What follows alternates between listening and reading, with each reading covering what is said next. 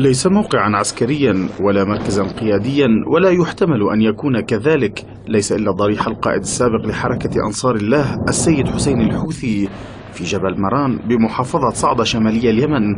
والسيد حسين الحوثي هو الأخ الأكبر للسيد عبد الملك الحوثي، وتكشف الرياض بفعلتها هذه عن نوايا تتجاوز أي أهداف عسكرية أو سياسية، ويدفعها حقدها لملاحقة اليمنيين حتى في قبورهم واستهدافهم في رموزهم.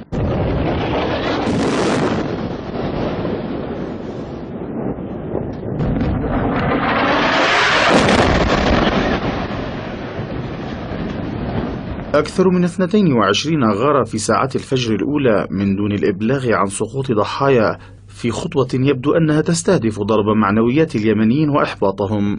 مصادر إعلامية أشارت إلى سقوط 4 صواريخ في منطقة بركان بمديرية رازح، ونحو 20 صاروخا في مديرية باقم. وكان عدد كبير من المدنيين أصيبوا في قصف استهدف مناطق شدا ورازح، والظاهر مترافقا مع قصف مدفعي وصاروخي سعودي طال قرى حدودية. وأكدت مصادر محلية في بلدة ضميد استشهاد عائلة بكامل أفرادها في غارة استهدفت منازل البلدة. وسقط 13 مواطنا معظمهم أطفال ونساء من أسرة واحدة في قصف على منطقة سمنة في بكيل المير بمحافظة حجة.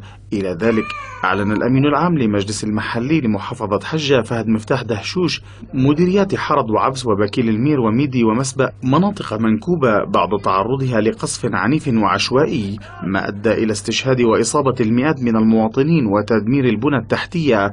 ودعا الأمم المتحدة والمنظمات الدولية الإنسانية إلى سرعة التحرك لإيقاف العدوان السعودي وإنقاذ المدنيين وتوفير أبسط مقومات الحياة. وفي عدن جنوبي البلاد تركزت غارات العدوان على المناطق الشمالية من المحافظة، كما قصفت مواقع في مدينة المعلى الساحلية، إضافة إلى الإغارة للمرة الثانية على الملعب الرياضي في محافظة إب وتدميره بالكامل.